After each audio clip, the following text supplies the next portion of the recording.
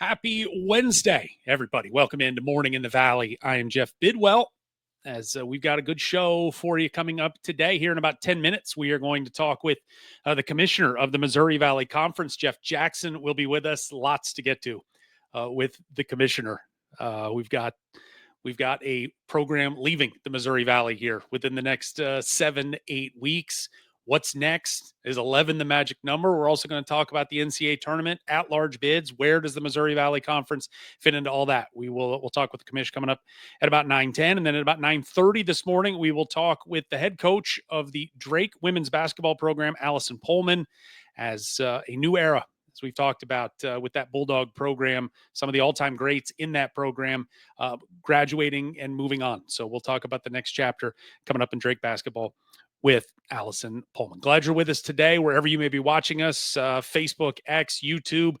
Do us a favor, head on over to YouTube, help this show continue to grow, get it out to more Missouri Valley Conference loving folks. Head to YouTube, just search Morning in the Valley, subscribe to that page. You'll get the little notification bell every time we go live every Monday, Wednesday, and Friday at 9 a.m. here during the off season. All right. This is the time of the year where it is now officially begun. Rosters are almost set. We're not ready to finally go, okay, we're done here. We've got a couple weeks left before everybody, we're having graduation commencements really this weekend, next weekend as well, and then a brief break, and then summer school begins, which means summer workouts, and that means, okay, the 25-26 rosters really need to be set, and that is the coaches kind of getting the final pieces in place. Now the attention turns to the almighty non-conference schedules, and nobody, this is like, right now, all of our Catholic friends waiting for the smoke to come out of the chimney to name the new pope. This is just, you get the loaf of bread at some point in August, September, when the full schedule is completed. Right now, it's just these little breadcrumbs, and ultimately fans of programs having to reverse engineer their schedule. Because so often, and I've talked to coaches in the past, especially when it's guarantee games and, like a Missouri Valley team is going to go play at the Big Ten, that they almost feel like it's the Big Ten school, the buyer, as opposed to the buyee in these guarantee games. It's the buyer's responsibility to announce the games and not the buyees. And so that's where you just kind of reverse engineer the schedule, trying to find those 11 non-conference games. And it's finally starting to trickle out. Finally, it has begun as we piece together this 25-26 season. And the first one on the board is the Purple Aces of Evansville, as they have announced they will be playing at Purdue. Opening night, November the 4th, they will go to West Lafayette. First meeting since 2005 between these programs. 15th meeting all time. But again, first time in 20 years, they are going to hook up. I love it when the big in-state schools, or the big schools host the power schools, host the mid-majors host the low majors, whatever. Just keep those in-state, I don't know that you call them rivalries, but at least matchups together. And I think it's great. Evansville doing that twice this season. December the 13th, they are going to go to Notre Dame and play the Fighting Irish in South Bend.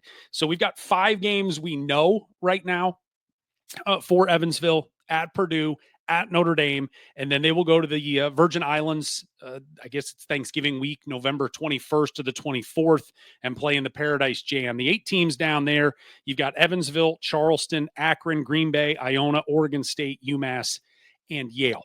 As you will see as we go through this process this summer, is that the MTE season is changing a lot. In that the power schools are just not going to play in them. They're going to go to these NIL type events that we'll talk about with the commissioner coming up in a little bit. And so it's tougher and tougher to get good games in a non-conference. But you look at that field, Akron was an NCAA tournament team last year. Yale was an NCAA tournament team last year. They were top 100 schools. Oregon State was a top 100 school in the KenPom last year. So some good games for Evansville to play. You throw in Purdue, who's probably going to be, 1-2 in the country in the preseason.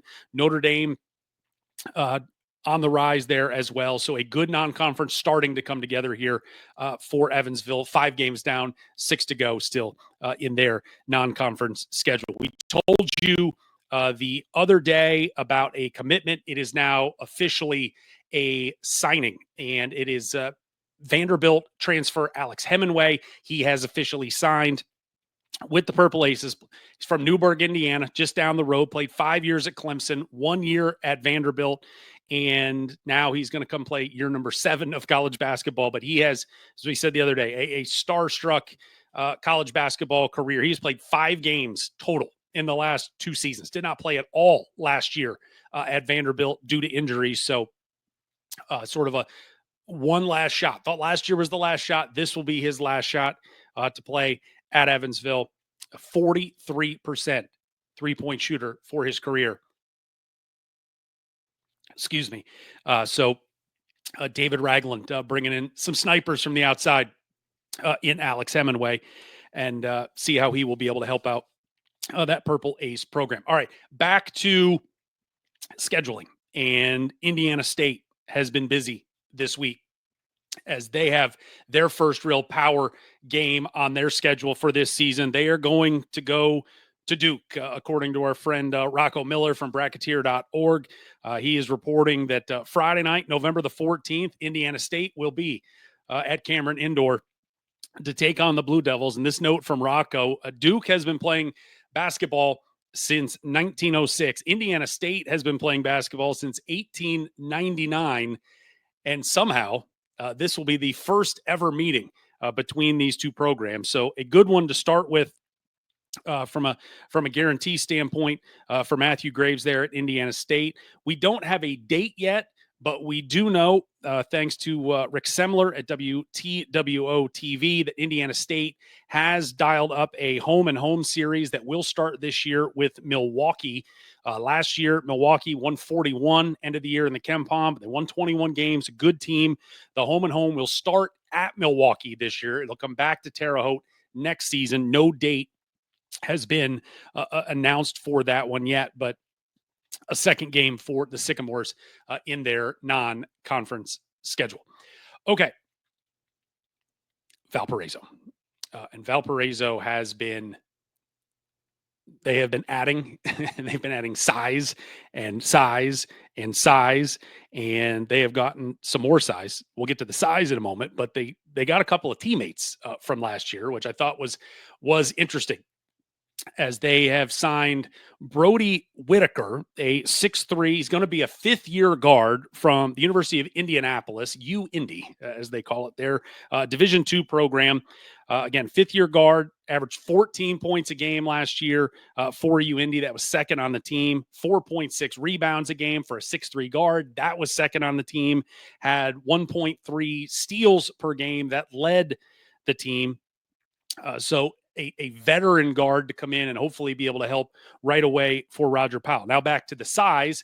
Brody's teammate, Tucker Tornata, he is a 6'8", just completed his freshman season. He has committed to Valparaiso, 7.5 points a game as a freshman, 6 rebounds a game. That was number 1 on U-Indy last year. He was also second on the team in total blocks. Both of these guys are Indiana guys staying home, I guess, just heading north from Indianapolis and now going up to Valparaiso. Then you're starting to see this more and more, reaching into the international waters to go find some players. And Roger Powell has done that as he has gone to New Zealand, and he has signed 6'9" high school standout Carter Hopoi, who has played professionally. That's what you see from these international kids, is that whether it's Europe, whether it's this from New Zealand, that high school basketball is not usually in the AAU world, not really, it's not as structured as well, maybe as feeder systems as it is here in the United States. And so oftentimes these guys will go play professionally, and you will see them play up, you're playing against men and so on, but there's an NCAA loophole that basically allows them to play professionally overseas and then still be able to come and play collegiately here in the U.S. So that is the situation for Carter Hopoi.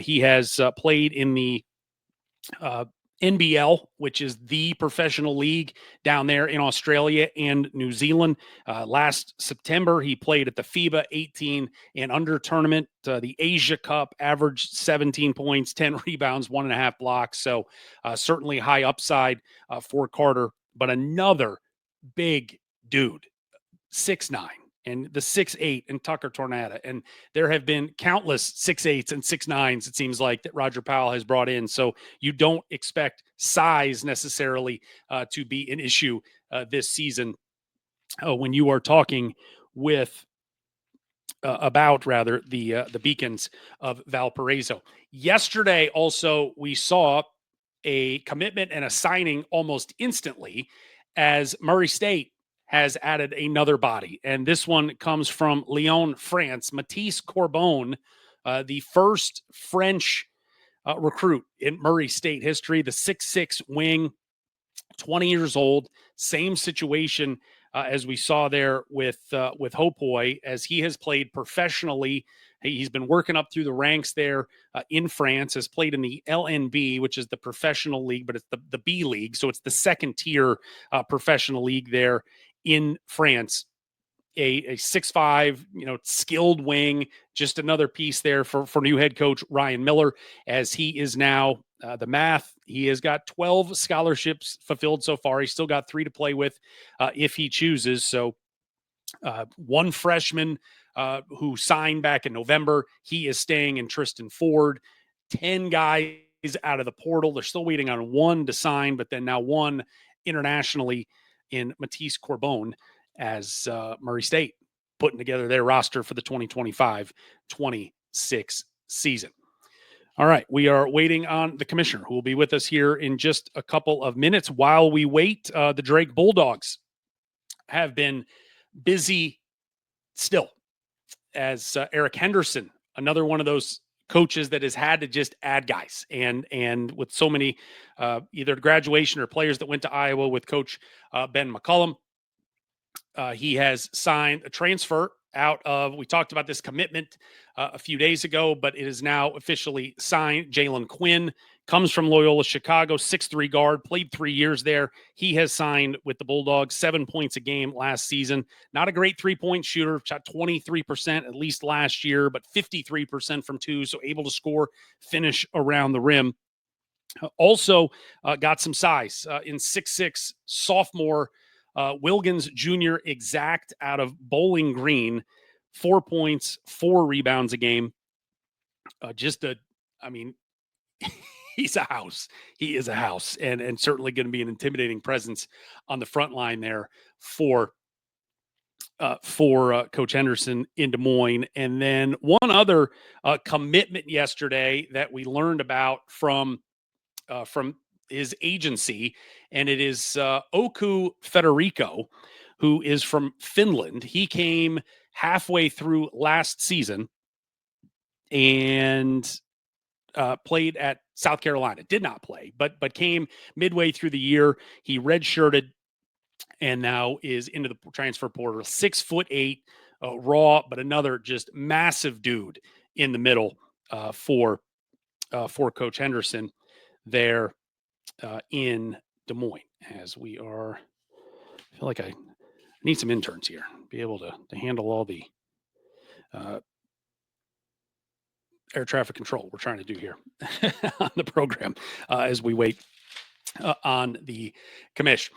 We talked about the Australian connection, and we have players coming from Australia, coming from New Zealand. Well, we also have players going that direction as well. And that is Murray State's Caitlin Young, who has signed a contract with the Knox Raiders out of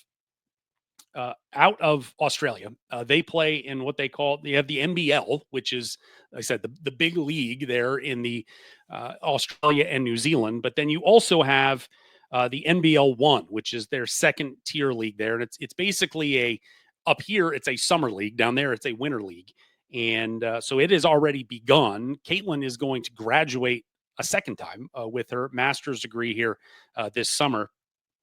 And master's degree this weekend, rather. And then she is very quickly, within a matter of a week or so afterwards, she's going to pack up and she's going to head down to New Zealand, to Australia rather, and go play for the Knox Raiders. They are a good team in that league, but that she's going to have, I think it's about 15, 16 games left to play, and sort of an opportunity for her to sort of training wheels, if you will, on sort of the overseas life. You know, it's not a massive time commitment. I think 2 months at the most that she will be down there, and then she will come home. And then the plan is still in the fall to head over to Europe and be able to play there. But Murray State's all-time leading scorer, all-time leading rebounder. The jersey's retired. The undisputed GOAT of Murray State women's hoops. Very quickly able to find a job. And that's what, as parents, that's what we all hope for coming out of college. You just want somebody to be able to get a job. And she has certainly found one, and going to get a great opportunity to head down to Australia and play down there. That it's a deal where, you know, she said it was, when I got a chance to talk to her yesterday, I'm going alone just from a transition period. It's like they speak English, so that's great. You know, it's going to grease the skids a little bit, but it's going to be a culture change. You're only teams there. I think the rules are you can only have two non-Australian New Zealand players with the program, with the team. So they have two Americans down there right now. I guess one will be leaving, and then Caitlin will be replacing that player. But she's going, and she's super excited about that opportunity.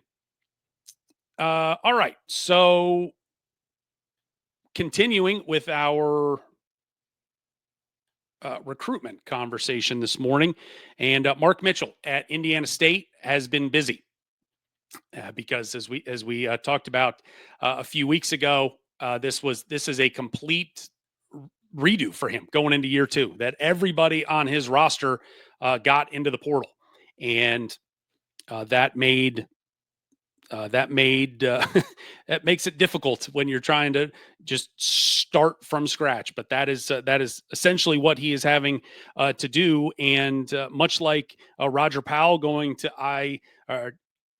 Indy, I say IU and IUPUI, Indy, and going and getting a couple of teammates, he has done the same thing with his program there at Indiana State, as he has gotten a commitment from Mary Flowers, Mimi, averaged 7 points, 4 rebounds a game at McLennan Community College down in Waco, Texas, a 6'2" freshman. And that is the same program that Kennedy Ard is from, who has committed to Indiana State as well. So some familiar faces with each other that are coming up to Terre Haute. Just reached out to Associate Commissioner Mike Kern there from the Missouri Valley Conference. Some technical difficulties right now at the mothership with the commissioner. We'll get him on here in just a moment. Along with Mary Flowers, he's gotten a commitment from Yasmin Brightwell, who has signed now with Indiana State. 5'11" wing. Last year played with Union Junior College in New Jersey. 8 points, 4 rebounds a game, shot 31% from three. So as a 5'11" wing, able to step outside and certainly make the defense honor that for her. So that is they're getting closer. I think they're up to 7-8 now. So still some work to do here in the next couple of weeks for Coach Mitchell. Again, we're in this recruiting shutdown right now. No calls, no texts, no videos, no nothing. But time is slowly leaking away for him to get that full roster in. But that'll be done here within the next 3 weeks before they come back after Memorial Day to start the summer program. All right. I think the commission will be with us here in just one moment. One other piece of news, Binghamton transfer Chris Walker. He has signed with UIC. We told you about that commitment a few days ago. It might have been even Monday. They're coming so fast and furious. They all kind of run together at this point. 6'6" guard. Played 1 year at Arkansas Little Rock. 2 at Binghamton, the last two at Binghamton, and averaged 11 points, 11 and a half points, 4 rebounds, a couple of assists a game this past season for Binghamton. Shot 43% from three. And that's probably the most impactful part of that, as just another big wing that can impact Rob Eson's team. Is there, Javon Jackson, who was their leading scorer last year, transferred into Murray State, so trying to find some more scoring, and certainly another. When we talked with him, I guess that was last Friday that we spoke, that there was a there's kind of the two paths, or the three paths, I guess. Do you go get high school kids? Do you go get the distressed assets from a bigger school, or that maybe, average 2 points a game, and you're going to try to reach that potential? Or do you go to a lower level and bring somebody up that has shown that they can have success? And certainly Chris Walker has done just that, averaging 11.6 a game and shooting 43% there at Binghamton. So Chris Walker, the newest signee for the Flames of UIC, as we are waiting on the ... from Mike Kern here to see what's going on with the commissioner, as they are trying to get him. No, we cannot see. No, we can't see you. This is the joys of live television, as we like to say. Let's see if have we missed him. We have not missed him. So we may have to punt on the commissioner and try to get him here at a later time, and we'll be able to bring him in, record his conversation at another time when we don't have to do the high wire act here of getting an opportunity to get him with us. But a lot to, again, when we do get a chance to talk with him, really the main things that I'm most curious about is just where we are with.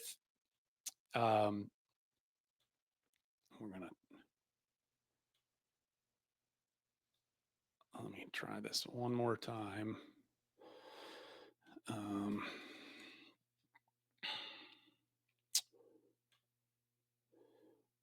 Come on.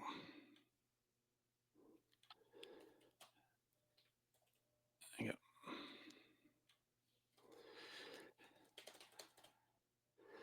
All right. This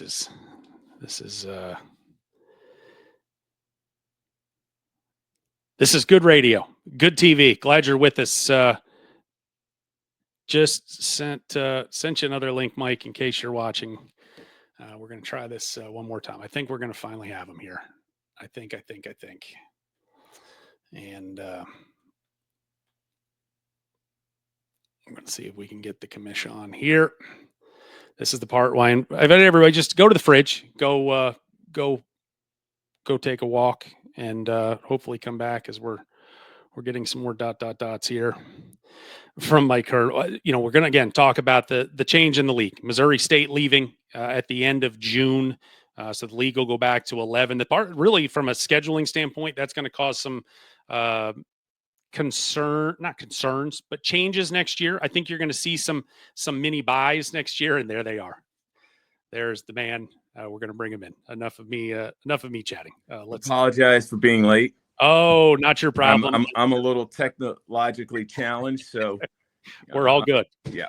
How are you? I'm wonderful. I'm glad my tap dancing shoes I can take off now. I'm glad you're with us today. We're going to get right to it here. June 30th, Missouri State moves on. When we talked last summer about, everybody was all antsy about what are we going to do? What are we going to do? And you said, hey, man, to paraphrase, 11's okay. We're fine with 11. I feel like at this point, barring a miracle, we're going to be at 11 next year. Where's your head at right now with where the league is and the number 11 moving forward? Well, the mindset of the board has not changed on this topic, Jeff. When I first took over replacing Doug Elgin, the conference was at 10 schools. And then Loyola departed, and we quickly ended up at 12.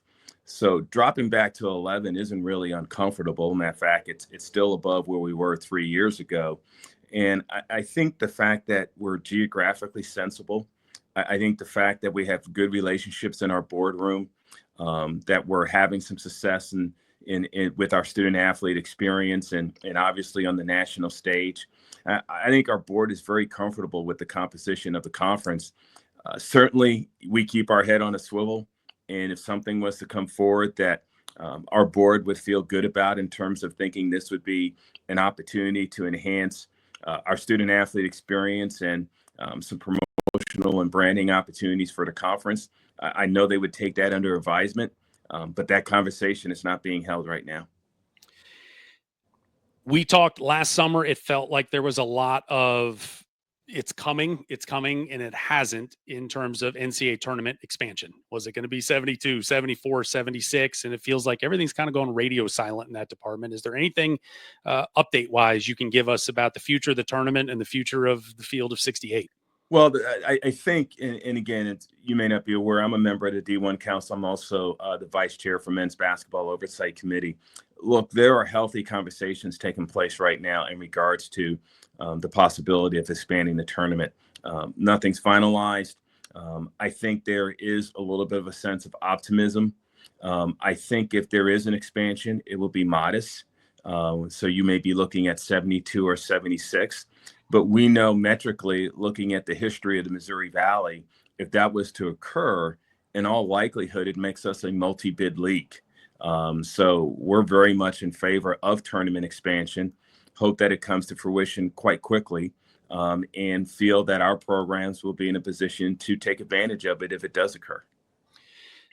There was a lot. I'm a firm believer of I got to see something happen a lot, at least a couple of times before I'm going to knee jerk too much. I know everybody was very antsy about no mid majors in the Sweet 16 this year. It's like, all right, that was 1 year. Let's just relax. But to see the trend in the last 5 years of multi-bid leagues from 2021, where we had 11 and then went to 10 and 9, back to 10 this year, just 7. Where is your concern right now about a seat at the table? And maybe more importantly, multiple seats at the table for the Missouri Valley Conference, maybe in this pre-expansion world. And even look, if it gets to 8, if we add another 4 or 6 or 8, we all know that's not all going to mid-major teams. But where's your head at right now? We feel pretty good. We still have some work to do as a conference, and in terms of getting back to that space where we feel comfortable as a multi-bid conference every year. And we're seeing the efforts amongst our institutions and our coaching staffs to get there. Certainly, there's a lot of excitement right now in Murray, Kentucky. Ryan is off to a tremendous start, and I think there are good things ahead for Racers Nation.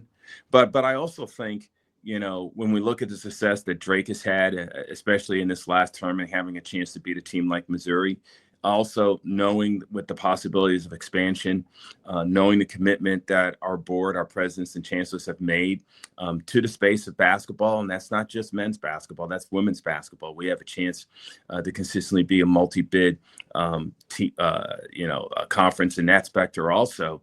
I feel really good about where we are and where we're headed. Is it more challenging? Is it a more challenging environment? Yeah, I don't think there's any question about that. But I don't hear a lot of conversation about the fact that between the Big East and the ACC, they only had one team in the Sweet 16. I don't think anybody really believes that is going to be the trend or the future method of that conference. And I don't feel that our conference, like the Missouri Valley, are not going to have ample opportunities for multi-bid participation in the NCAA tournament in both genders. I feel like this year, and again, it's 1 year, but I felt like, I don't know if I want to call it a problem, but it felt like we had a Drake problem this year where they won 30 games in the regular season. They win Arch Madness. They're 30-3 and they're an 11 seed. And it just felt like if stuff had gone sideways for them in St. Louis, they may not be in. That it kind of feels like that was that cut line for everything and you guys have done and trying to work on these scheduling principles and trying to help bolster everybody's resumes. Was that concerning to you to see them win 30 games, not lose any games in the non-conference, lose 3 games in the regular season by 4, 7, and 2, and see them have such a razor thin margin? It wasn't a concern. A person that I worked with for several years made a comment to me You can mess up the seeding. What you can't mess up is who's admitted to the tournament.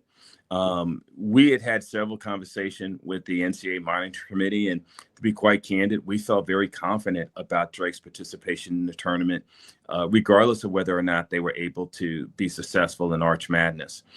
They had a very different resume than Indiana State in the previous season, even though Indiana State had a higher net. The fact that Drake had been able to win at Kansas State, beat Vanderbilt, beat a Miami team that 2 years ago was in the Final Four, beat a Florida Atlantic team that 2 years ago was in the Final Four, have the type of success that they had in one of the top 10 conferences in the country.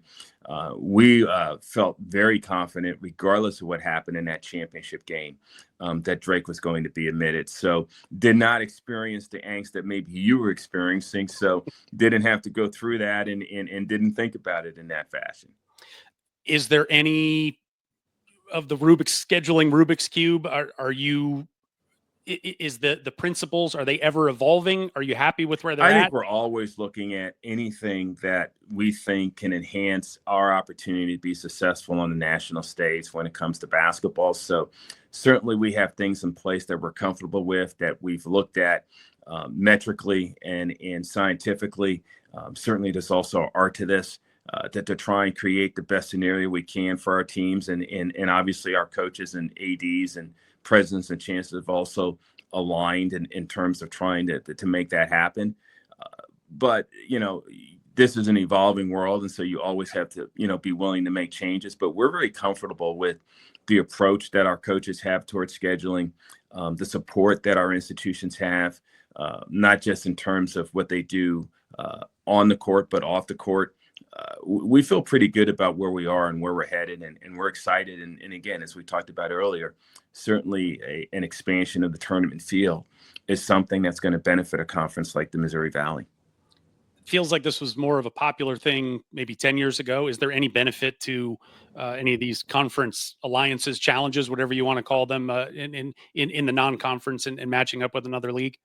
Only if we feel that league creates a better opportunity than playing a conference game. So for example, and not trying to be disparaging towards any conference, but we're ranked 10th in the nation as a conference. We have been for the last 2 seasons. So I'm not sure how much it benefits us to do an alliance with the 13th or 14th or 15th ranked conference. That seems to be status quo. What we would hope is we would be able to do something with a conference that maybe is 9 or 8 or possibly 11. We've had those conversations, as you can imagine, especially when you're talking about something that is as sensitive and individualized as scheduling.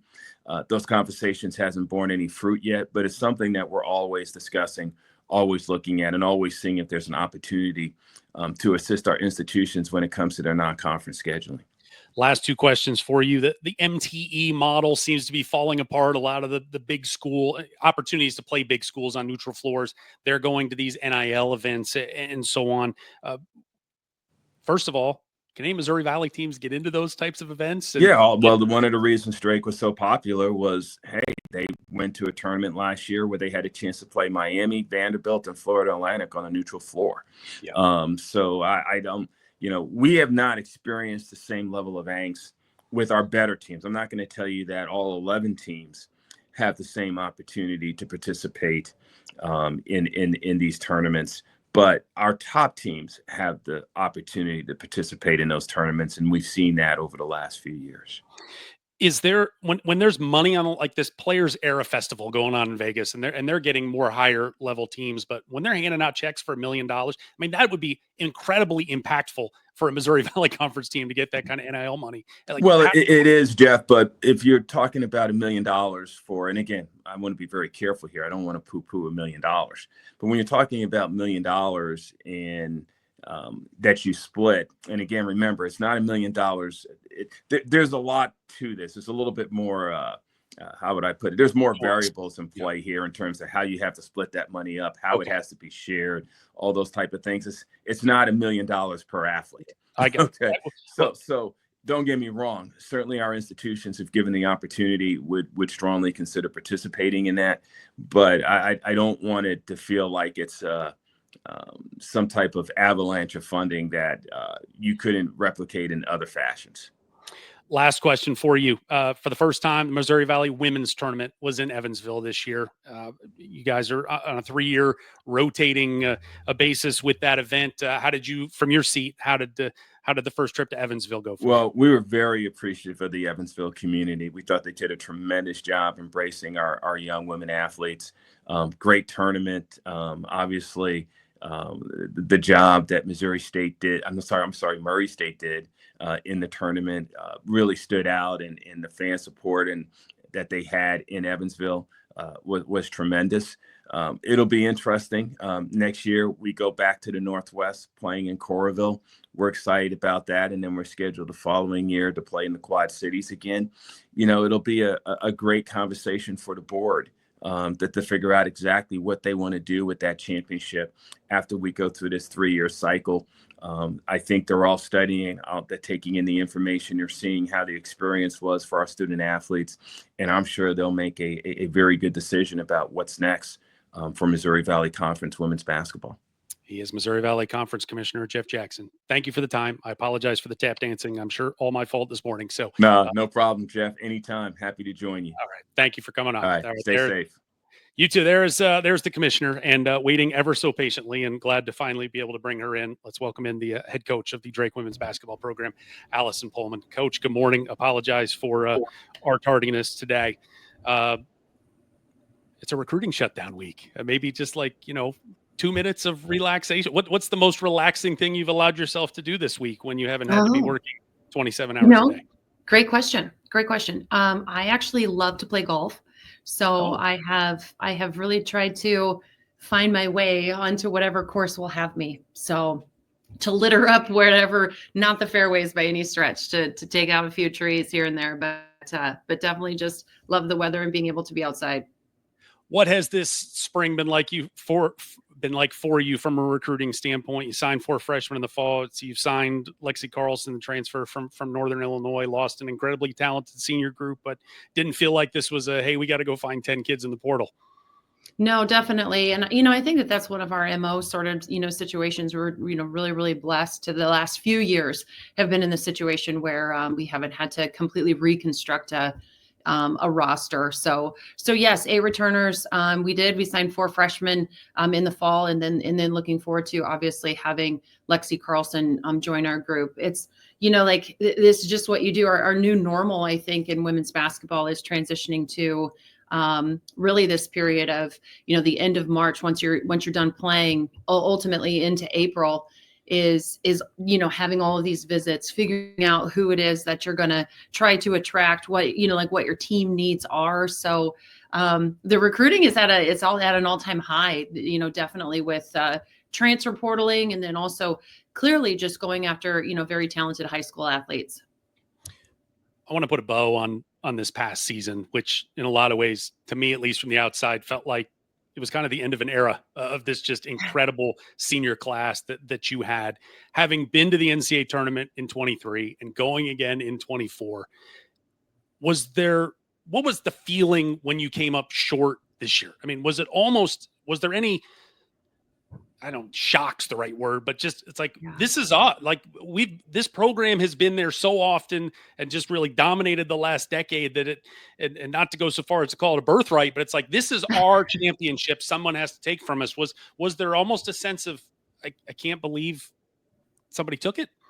Yeah. Well, Jeff, I think you summed that up extremely well, because, I would definitely agree with you. And I think the senior class that we were able to put on the floor, very, very consistently, for the most part they thought it was just going to happen. And mostly because, they'd been there, done that, in 2023, we had such amazing success and kind of came into that tournament and, and won really 3 games. And the last 2 games were, where we could really breathe through it. And then the next year, in that final with Missouri State coming down to the wire, and on Anna Miller's, Hail Mary of a shot, to be able to get back to the NCAA tournament.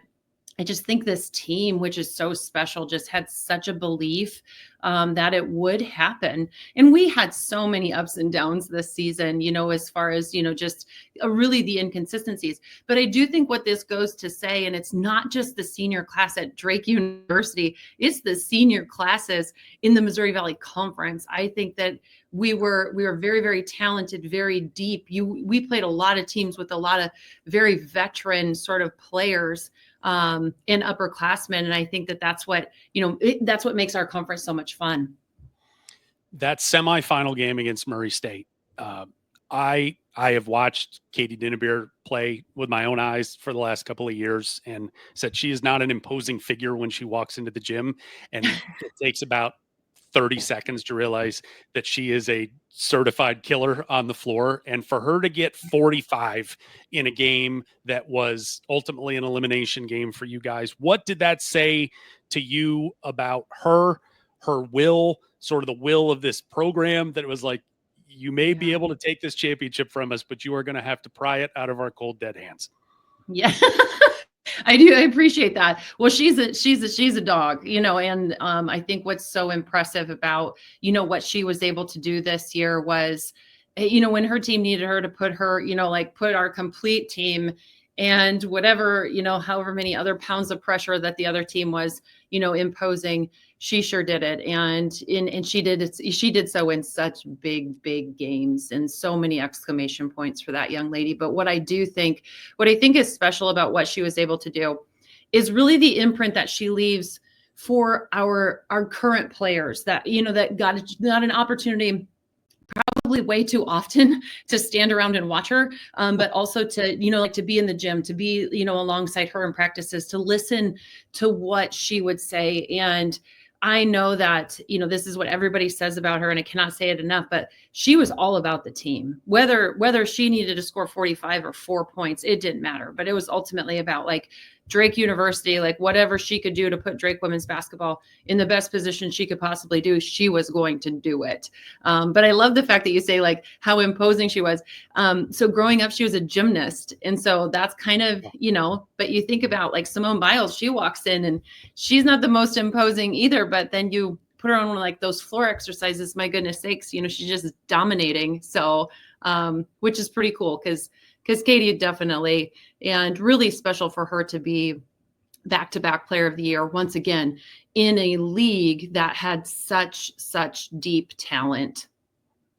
2,088 points, 780 assists, 272 steals, 38% from three for her career. Last 35 years, she is the only player in college basketball to have all of those numbers. When did you know? And I know we saw her when she was a junior in high school, and we thought maybe. When did I think turn into, I know that we've got something incredibly special in our program? Yeah. Well, what I would say is, her very first collegiate game, we played Creighton University at home, games tied, and she ends up hitting pretty much, the Caitlin Clark logo 3 to win the game. And, that November date, that very first game, there was a lot of head nodding as far as holy cow, this kid's going to be really, really impressive. But, I think where it comes out, or where you found that you knew, or we knew what we were going to be dealing with, was just her day-to-day work ethic. And this was not necessarily just on the basketball court. There were so many times, I can't tell you enough, Jeff, I would walk into our locker room being the first person here, and she beat me, and she's in there drawing up all kinds of equations and, definitions or whatever else on our whiteboard in our locker room. And she's quote unquote, she calls herself a nerd, but she loves school, and she's equally as competitive in the classroom as she is on the court. So somebody out there is going to get a real diamond in the rough once they hire Katie Dinnebeer. Were you surprised that she decided basketball was done? I mean, obviously she's brilliant and she's got whole other things outside of basketball she's going to be incredibly successful at, but it just felt like there's more there to get. Were you surprised? I was a little surprised, but also, every day we're shocked by different things. And so she really had a hard time, and she went back and forth and, sought out so many different people, mentors, teachers, coaches, friends. got everybody's opinion. And I think ultimately what it always comes down to with Katie is she just doesn't want to let anybody down. And I think when she finally, like kind of listened to her heart and her gut and everything, I think what she was pretty much, she has really closed that chapter. Now she will still be in class this upcoming year and has already told us that she's ready to lace them up and to step into practice. So we'll look forward to taking advantage of having her. I don't know that our team will really take advantage or love having her on the other end of the ball, but it'll be great to still have her involved in our program a ton. So I'm currently talking to a former 3-time All-Defensive Player in the Missouri Valley Conference that was also the 2000 Defensive Player of the Year. When was the last time you laced him up and got down in the defensive slide and gave a little pistols to have to show the kids this is how we do it? I would say it's pretty regular. I think I still impress people. And I don't know that our team necessarily really appreciates my humor when like my stance is lower than most of theirs. But I can't necessarily say that there's consecutive possessions or anything full court that's ever happening. So, but yeah, no, I loved the fact because Katie, and speaking of Katie, and even in Anna Miller, who her defensive prowess was also really, really impressive as kind of like that goaltender, that someone that we just were able to, to utilize to, for the most part, protect the paint. Anna's gifts were obviously a lot different than what my gifts were and what Katie's gifts were. But I love the fact being able to give Katie such a hard time because she is phenomenal on the ball. And I said, and that's what you're good at. And I said, the reason that I was, like on the all defensive team was because I actually knew where the ball was when my player didn't have it. And so we had some good candid moments of being able to just, kind of go back and forth about the importance of defense. Do the kids know that you were the 2000 Defensive Player of the Year in the Missouri Valley Conference? I really doubt it. I doubt it. I feel like that needs to be like you've got that engraved on something and just walking around that anytime you're just displeased with the defensive effort, be like, hey. Right. Like, come on. Here we go, guys. Yeah, no, definitely. Yeah. Like Mother's Day, and maybe the family can take care of this for you. Get something gold plated to at least like let them know. I also think what would probably happen in that situation is if our team did know that, what they probably would come back and say is, just so you know, Coach, Jackie Styles probably scored at least 30 on you numerous times. So years go by. And that's true. You don't need to worry about that. You got the plaque saying, hey, this is what I did. So, all right, listen, the Dinnebeers and the Millers and the Beckers, there's always seniors that graduate, but it just, again, feels like this is kind of the end of a real era and a chapter within this Drake program. How different is it going into this offseason when it's just this big three that you've had and have accomplished so much are now gone and it's the standard. We still need to be able to succeed, but it's just going to look different next year.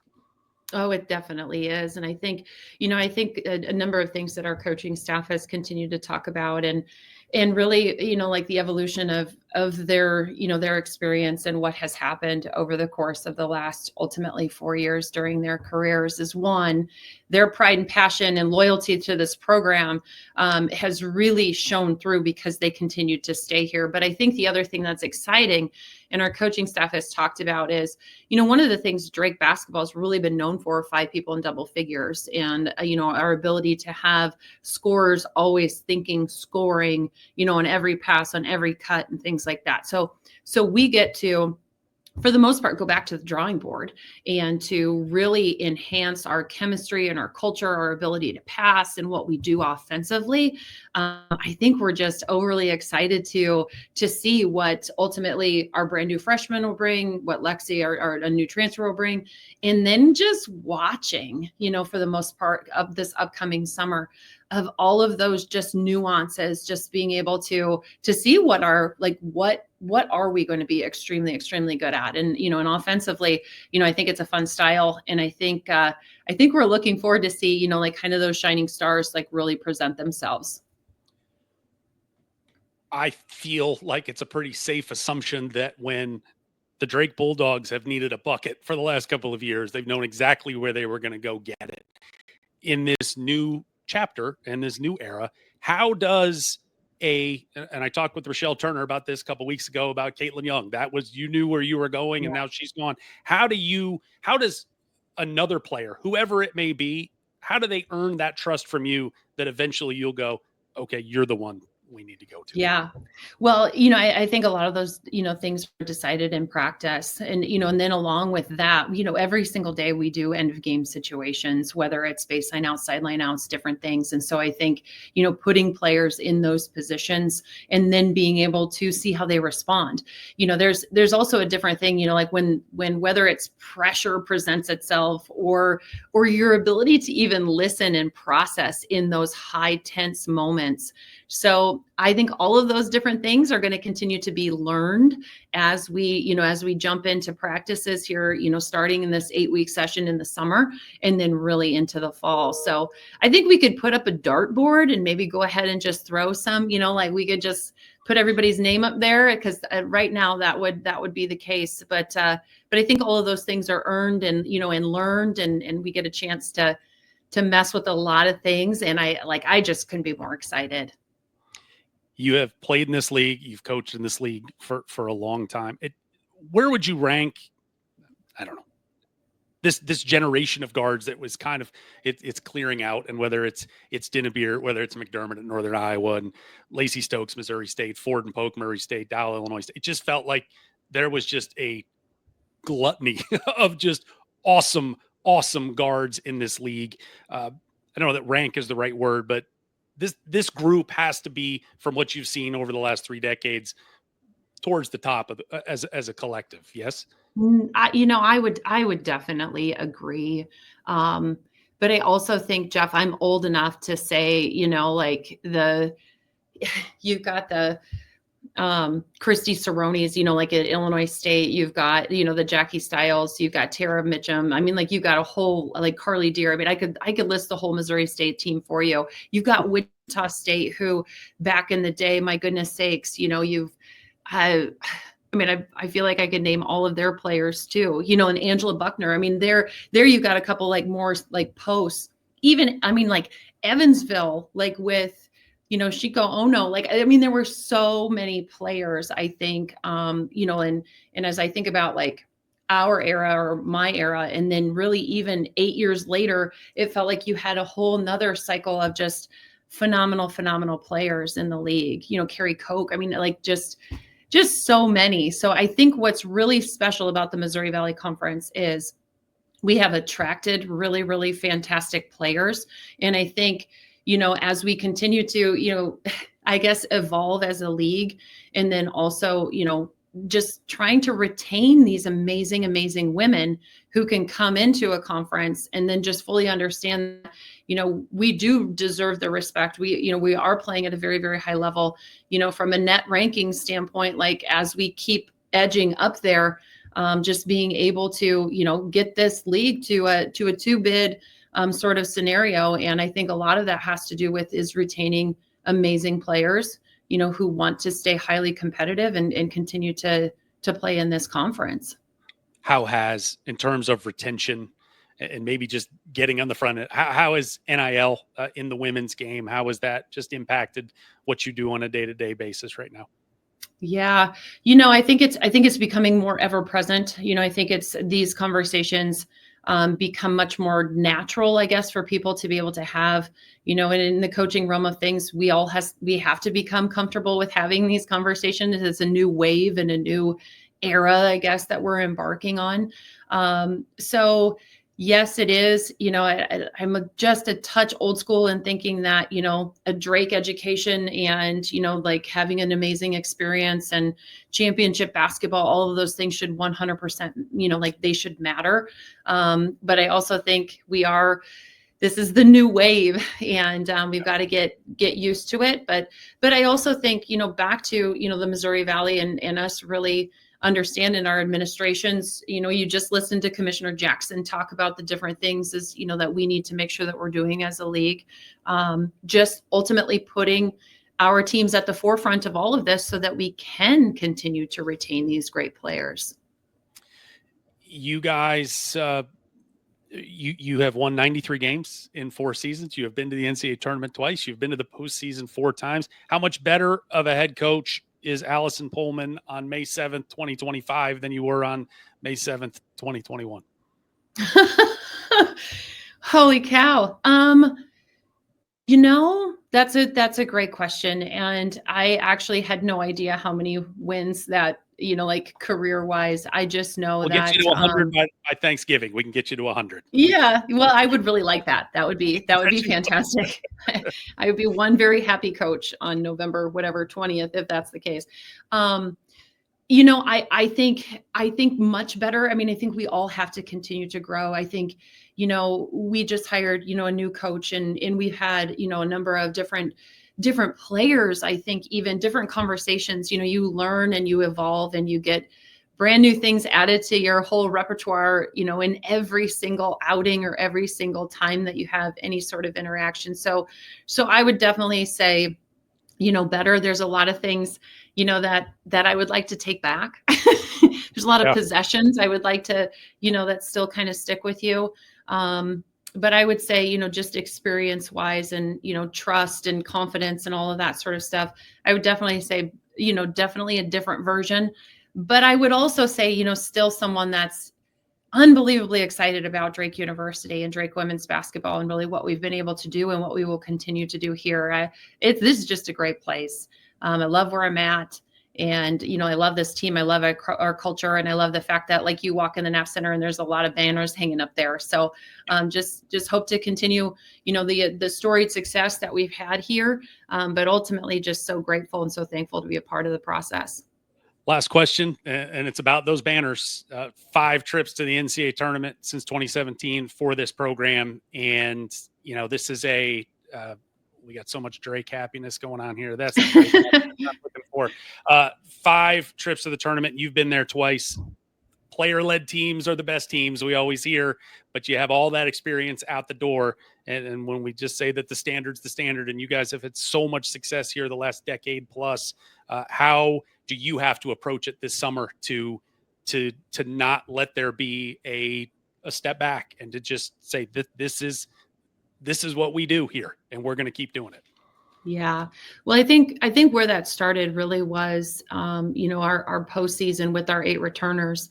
And I think for 4 weeks, they figured out how to grind and they figured out that, there's work, but there's also hard work and there's good reason to be able to, like when you have something in your heart and that like there's different things that you want to accomplish and continuing to get better and player development, I think is something that, I know all staffs, say this and definitely make it a priority and a focus, but player development, I think is 100% on the coaches. And so I think we have great plans in place. I think ultimately this summer, it's going to be about, lace them up, but you got to lace them up real, real tight and, just figuring out a way for our squad to get better, but also, like you said, that player, led those sort of interactions of where they can develop their chemistry, not only on the court, but also off the court. I think it's all relative. And so that's the magical time about the summer is because you have a little bit more time to really get to know those inner workings. And I again, can't wait, but I am still going to enjoy my May and try to get my handicap at least I would love to have it in single digits, but there's probably no chance that's going to happen. Well, you got a little bit of time to get out there and get on the range and get that work in. So Allison Pohlman, thank you so much for the time today. Again, I'm sorry for the little delay, kept you a little longer than I wanted, but you were awesome. So thank you. Enjoy your downtime. And yes. Jeff, thanks again. Thanks for, Yep. Have a good day. Thank you. All right.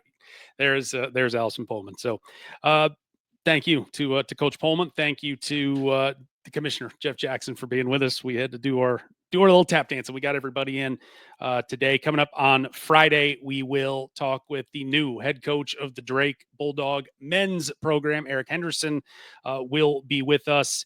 And so that will be Friday morning. He'll be with us at about 9:10 a.m. So we are here, as always, every Monday, Wednesday, and Friday at 9 o'clock here through the off season.